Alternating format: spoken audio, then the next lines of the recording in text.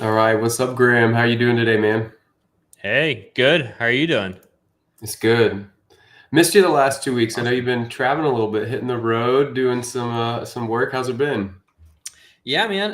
It's been great. Yeah, I apologize to all listeners. You guys have been just super upset not hearing us the last 2 weeks, but no, it's been good. Just been doing both personal things as well as hitting industry stuff. So it's been a great last 2 weeks, especially with last week being the halving. That was a pretty big milestone for Bitcoin in its history. So man, a lot of stuff's been happening. It seems like. Yeah. Did you do anything special for the halving? I did not. No, I was like definitely one of those. There's like the meme where the guy's just like sitting in his computer and holds up like a candle, like for the one block, and it goes. It's definitely 100% that. It was just like cool. That happened. That's great. It was very interesting to watch the fee rate, like both leading up to it and after. I mean, it exploded like Yeah. thousands of sats per V byte, which was just really insane. So that was definitely interesting to watch. Nice. I had my wife watching time chain calendar for probably 9 hours straight, and then we watched the big countdown and yeah, and Lightning Koala's a sweet website and video that he made. That was like really cool. That was awesome. Definitely, yeah. There's a lot of people that made some really awesome stuff for countdowns or just other engagement things for it. So yeah, it was really cool to see. Yeah. Well, nice. Well, cool. We'll kick this off. Got some cool stats I saw this morning. I'm glad that Daniel shared this, but this was a cool little note here. Bitcoin is a medium of exchange. There's been a lot of kind of back and forth argument. What is Bitcoin? Clearly it's different for everyone, but 70% of all Mhm. transactions under 1 grand are starting or ending on the African continent. That's pretty cool. Yeah, no, definitely. I mean, it's I 100% agree with what you just said. Of like, there's Bitcoin is different for everyone, and there's a lot of different people that use it in different ways. All of those things. But this is awesome to see, and this is also, I would say, we see similar things as far as us as a business goes. Africa is definitely a really popular place for Bitcoin, which like obviously I think it's almost like self-evident because of the payment systems inside of Africa are just absolutely lagging behind places like the US and Europe. So they need an alternative much more than we need an alternative in like the US or other places. So this makes complete sense, and it's great to have some data behind it to actually show that this is almost like what Bitcoin is designed for, right? Is like these Yeah. kinds of places that have really bad currencies or just really lagging payment systems. And so it's cool. It's like it's almost like it's working. It's like one of those things. It's like it is working in the way that it's intended. Yeah. Yeah. No, I love this because I feel like in the Western, world, and in America, we tend to like just argue, blah blah blah, and go back and forth about all of this, and then you see stuff like this, and it's like, man, there are people out there quietly using this thing, and it's adding so much value to their lives, and it's awesome to see. It's a good reminder of why this stuff is being built and how just open source software is helping people globally. So I love this. This is cool. Yeah, absolutely. Another pretty interesting headline. UAE leads adoption with 70% of local users investing in Bitcoin. Like this is like even further, the global use case. Yeah, no, I absolutely. Yeah, I think that this is also really cool to see. Which is again, it's another location that's outside of the U.S. and Europe. I think everyone focuses like very hard on U.S. and Europe for obvious reasons, but like there's places outside of it that are seeing much greater adoption of Mm. crypto in general, as well as specifically Bitcoin. That are there are places outside of the U.S. and Europe, and so this is great to see. 72% is like insanely high. Like that is way higher than I would have ever even put a number on it. So like it's Yeah, really cool to see again some more data coming out that really showcases the percent of like the population that's actually using Bitcoin. Maybe it's not even using it; it's just investing, just buying and holding some. But still, it's that exposure. It is that use of Bitcoin specifically. So it is really cool to see places like UAE really. Bringing these kinds of numbers. I'm curious. I haven't. I skimmed the article, but do you know like why. Like, in Africa, when we see, okay, they're using it a lot for payments, well, it makes sense because Africa has some, lagging payments infrastructure, like I mentioned. But, I don't think that that's necessarily exactly the case with UAE. So, is it friendly regulation? Is it other reasons why, they're seeing such a high number of investors? Yeah, basically what I was just seeing was like a lot of regulation is just very friendly. So like Dubai, for instance, no capital gain tax and no income tax for Mhm. individual investors. And I'm sure there's also business incentives as well, like beyond just individuals. I've heard that they are trying to attract uh, business action in their country, but um, yeah, it's going to be very interesting because one big thing about America, we want to keep and attract talent, and a lot of folks do move here to earn money to then send it back to their family, like. And this goes beyond Bitcoin. There's a lot of argument on like how the world should go about allowing new entrants into America. Getting your residency and all of this stuff. But it's like if we can have a good way to give like people residency and give them an incentive to stay here and add value to America, like we need to retain that talent. We don't want all the earnings made in America just leaving, and we don't want all of our talent either leaving America. Yeah, no, I mean, I definitely agree with that, and it makes a lot of sense on like kind of the tax structures. I think that is. I don't have any data to back it, but it does feel like when you talk with relatives or any normies that that don't really invest in Bitcoin right now, I think that the unclearness or the maybe the fear of some disadvantaged tax situations, I think definitely kind of keeps people away a little bit in the U.S. specifically. And so I think that makes a lot of sense if it was kind of clear of no capital gains or something like that would be, I think, a big driver in Yeah, actually increasing adoption like this. So that makes a lot of sense. yeah, yeah. And this kind of cruises along. I mean, Bitcoin is at a global scale now. And the IMF this last week they put out it was like a 35 plus page paper. Let me kind of zoom this in for those if you guys can't see it who are on the live stream. But three kind of key takeaways. It's globally being acknowledged as a hedge against uncertainty and escape from local instability, and obvious its prominence in emerging markets like what we were seeing in Nigeria and other parts of Africa. But yeah, it's very cool to see the IMF, really giving attention to this. I think, like you mentioned this a minute ago, it's a great point. This is what Bitcoin was meant to be used for in a lot of these ways for people outside of America, and I guess for those of us who serve businesses, it's almost like when's the McKinsey report coming on like why Bitcoin is a no brainer for businesses and institutions. Yeah, no, I mean, yeah, definitely. I think that things like that will certainly come, but I mean, I think for this, it's again, it's great to see. It's one of those things where I think that people like the IMF and folks like that. I think their previous stance was just to ignore Bitcoin and it's going to go away one day. And I think that things like this are validation that they're shifting their sentiment where it's not something that's just going to be ignored and go away eventually. It's here to stay, and people are increasingly using it, so they need to get on board and understand it and those kinds of things. So I think that this was definitely interesting to see, both from like the content, the analysis that you've done, well, and kind of outlining here, but also really being able to kind of do the validation of folks like the IMF and kind of confirming that Bitcoin is a thing that is actively being used and will continue to do so. So I like it for that stance too. Yeah. Yeah, if you guys don't follow Voltage on LinkedIn, give it a look. We put out a lot of good information there. It's good to keep up with and orange pill your friends. So it's good stuff. Cruising along here, OpCat 420, Bit 420. Tell us about this, Graham. What's the technical breakdown and know-how of the impact of this on Bitcoin? I mean, this sounds great. Smart contracts, on-chain trading, privacy, but there's always pros and cons to everything. Can you kind of educate the listeners on what Bit 420 is?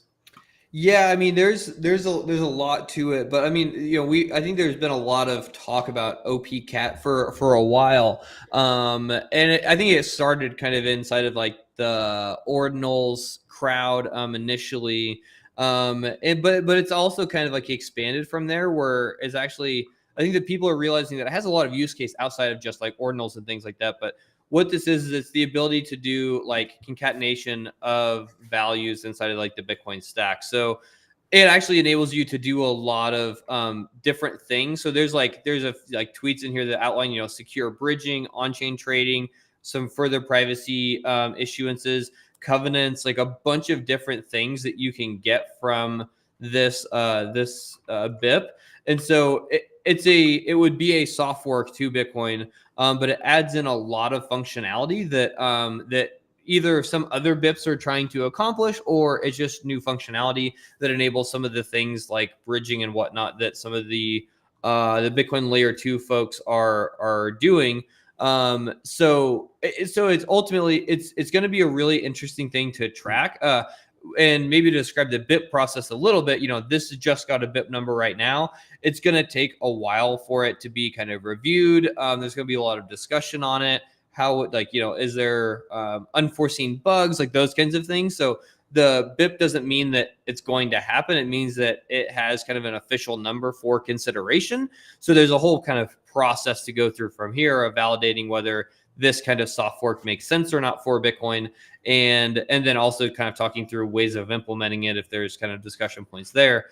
And so I think that everyone's excited because it's actually it's the first step in a longer process to actually getting it closer to actually being something that would eventually be merged and activated. So it enables a lot of functionality that is probably best for folks to just kind of read on your own, but a lot of functionality that enables a lot of different use cases that folks have been actually wanting for a while outside of just the ordinals use case. Yeah, interesting. And last time we had met, we were talking about the email list, how the core contributors were discussing like who is going to review, audit, or look over BIP proposals. Has that been decided yet? Do you know? I think I saw a tweet from Brian Bishop that he did get approved to be a BIP reviewer. So I honestly don't know where that all landed, but I did see a tweet from him that he is a reviewer now. So it seems like there was progress made there, which again is really great for things like this, as we are having some really, I would say, important or really sought after BIPs being proposed. We need to kind of have people ready there to review them. And so I do believe that there has been progress inside of that. Okay, good. Well, cool. Well, yeah, this will be interesting to see. So much advancement coming to Bitcoin right now. That's awesome. Yeah, absolutely. Now, oh, did we lose? Here we go. No, we didn't lose this. So, Kennedy wanting to bring the entire U.S. budget on the blockchain. I know this is like something like everyone wants to put everything on the blockchain, and for those who've been in Bitcoin for over a couple of years, you probably are just like, okay, this isn't going to work. And whenever I hear this, I try to kind of give, I don't know if the shadow of the doubt is the way to put it, but I would imagine if he wanted to put the entire budget and how we manage capital and move it from dollars to Bitcoin, I think that's a win. I don't think that's what he's going to do, but to have a public address that's auditable, where we see where every bit of value flows in the American economy, that's done through a Bitcoin address, I personally wouldn't have a problem with that. That would be cool, but I don't think that's what he means. Yeah, I mean, I haven't watched his full video on it, but I mean, this does feel like very like 2007 IBM kind of blockchain, not Bitcoin type stuff, which is, yeah, it's all pretty silly because I don't know what I guess to take the others, like I just don't know what adding the budget to the blockchain would do for anything. You can post the budget, you can share all that in an Excel spreadsheet, you can share it however you want to get people access to it 24 hours a day. Google Spreadsheets does exactly that, whenever you want to. So I don't know what the blockchain does for this. I think he's trying to be one of those like hip, people that kind of goes with the crowd to please, some voters or whatever. But I think realistically, this is a pretty silly thing that just doesn't make a lot of sense at all. To your point, if he kind of took it a step further and did maybe some more proof of reserves for the U.S. government, that could be really interesting. I don't anticipate him going that far inside of that. So this just feels like a gimmick to me, which this isn't the first, it won't be the last for as far as like blockchain gimmicks go. Yeah. Well, let's assume we do put the entire American budget on the the Bitcoin blockchain. Maybe we can get the American government to use Reflex so that we can, monitor like the Lightning payments. But all jokes aside, this is pretty sweet because one thing that's really important, I know, for our customers and folks in our pipeline, they definitely care about making sure that they're not, sending transactions that are from bad actors. But what does this mean for businesses now that we're starting to see some of these enterprise focused tools roll out? Yeah, I mean, this is. I think we talked about Reflex a few weeks ago, but I mean, I think that they recently. I don't know if it was if they updated it, but I think that you can sign up for like a free trial or something, or do some free monitoring with it, which is cool to just experiment and just try it out. So, this has been really. I mean, it's again one of those things where it's. I think as we look at businesses that need to incorporate Bitcoin, they need to have services to do a lot of like the checks and balances that are required for all businesses. So, if you have like just a shop that, processes credit card payments, well, things like Stripe do a lot of these kinds of like OFAC checks and stuff like that for you.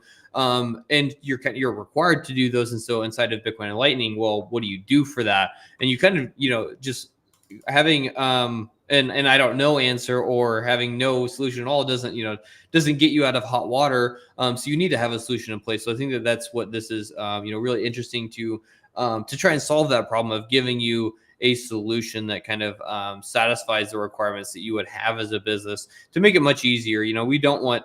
I think ultimately, when people look at adopting Bitcoin or Lightning into their products and services or their business, whatever, we don't want it to be this really large, ugly kind of task it's going to take a lot of work and engineering to get kind of plugged into your system. We want it to be very plug and play because that's what's going to be the driver for further adoption. And so this is kind of one of those things that's trying to do that. It's trying to make the adoption, much, much easier over time instead of people having to kind of create these systems over and over and over again. You got it. That's cool. Okay. Well, nice. Well, yeah, appreciate you shedding some color on that.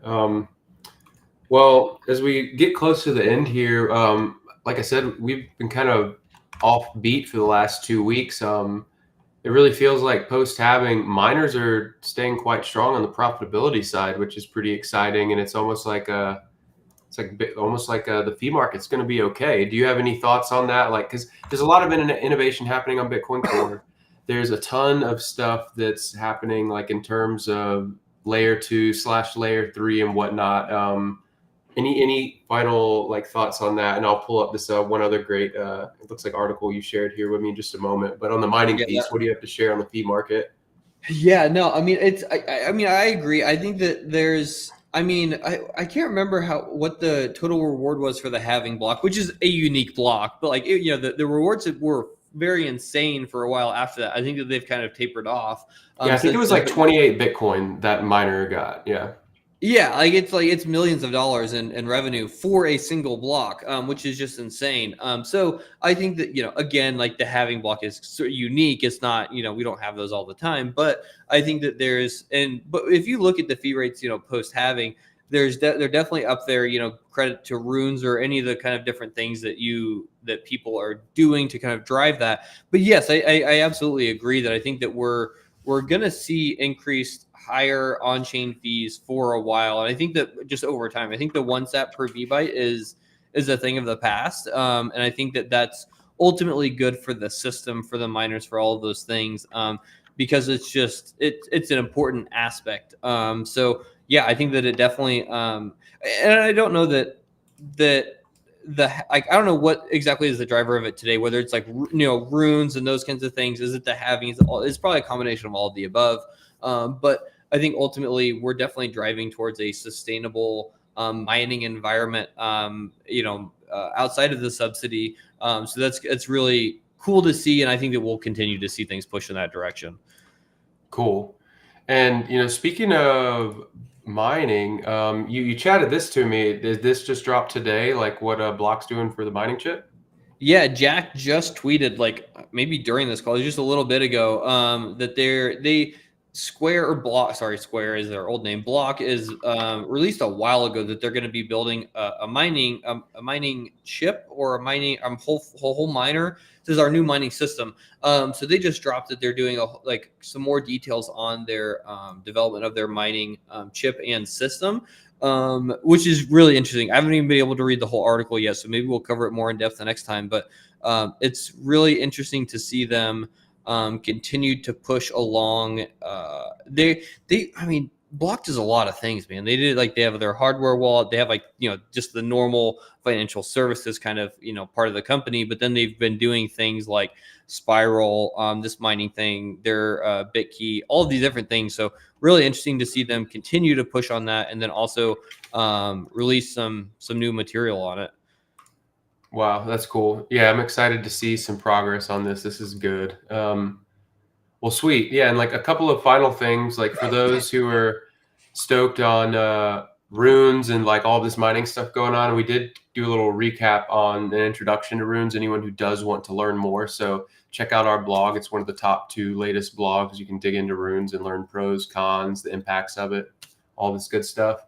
And then we can't sign out without telling the rest of the world about MutinyNet. Let's end on a really cool note here. This is great for builders. I would love to kind of hear your inspiration and why this became a focus and the value it's going to be given builders. Yeah, definitely. Yeah. So I think it was Monday. It was was it yesterday? God, time flies, man. Yesterday. We just released support for MutinyNet inside of Voltage. So what is that? That is, MutinyNet is a fork of Signet that the Mutiny team created about a year ago to basically have a Signet environment, but have faster block times. So you can actually do development much easier in a collaborative way. Because reg tests are all just local to you. So creating a global Signet that has faster block times, and it's had great traction over the last year of people kind of continuing to adopt it and use it. So we added support for it here in the last week to make that development experience much easier inside of Bitcoin. Historically, testnet has been a very challenging spot to do development in because of a lot of different reasons. But MutinyNet is going to be a great way to do Bitcoin and Lightning development inside of Voltage and do it very quickly and collaboratively. So it's a really big deal, and it's really great to be able to do this to make it just really easy to kind of build applications and test and do all the things with it. And then also it's free as part of the platform, so you don't have to pay for this. You get a allotted amount of MutinyNet nodes based on your plan and things like that, but you can create MutinyNet nodes for free on our free plan. So that's another exciting thing. That's also a reason to go get started building whatever kind of systems or applications that you want. Sweet. Yeah, that's huge. Well, this has been good checking in. Yeah, I'm excited for Bitcoin 2024. It's coming up fast, and consensus is in a few weeks. I know you, our new sales team member Roman's going to be there. I'm going to be there for a day. So if anyone's at consensus, reach out to Graham, say hello, meet the rest of the team. But any final words before we head out for the day? No, I think that sounds good. Yeah, definitely hit us up at either we'll be at the MicroStrategy conference next week, the consensus, Bitcoin 2024, all the things. So definitely hit us up if you're there, and we'd love to connect with you, and we'll catch you next week. All right, guys, you all have a wonderful week.